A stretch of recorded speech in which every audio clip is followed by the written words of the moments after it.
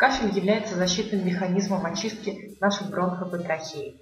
Если кашель редкий и не сопровождается выделением слизи, это не является признаком болезни. Здоровые дети кашляют до 15 раз в день.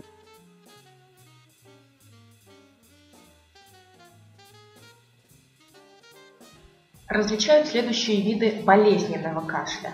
Остро возникающий кашель, затяжной кашель, он длится 3 и более минуты, рецидивирующий, то есть возвращающийся кашель, кашель, возникающий периодически, длительный и постоянный кашель. Все виды кашля связаны с выбросом в окружающую среду вредных микроорганизмов, поэтому требуется обезопасить людей, находящихся в одном помещении, от возможного заражения. Лучше всего с такой задачей справляется бактерицидный облучатель-рециркулятор.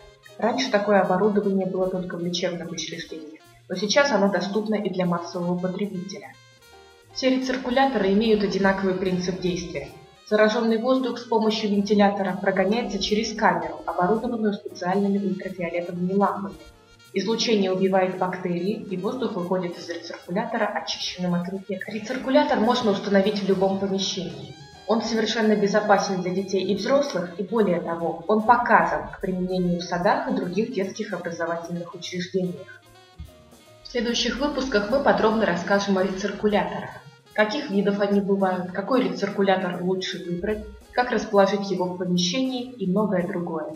За подробной информацией обращайтесь на наш сайт medrk.ru.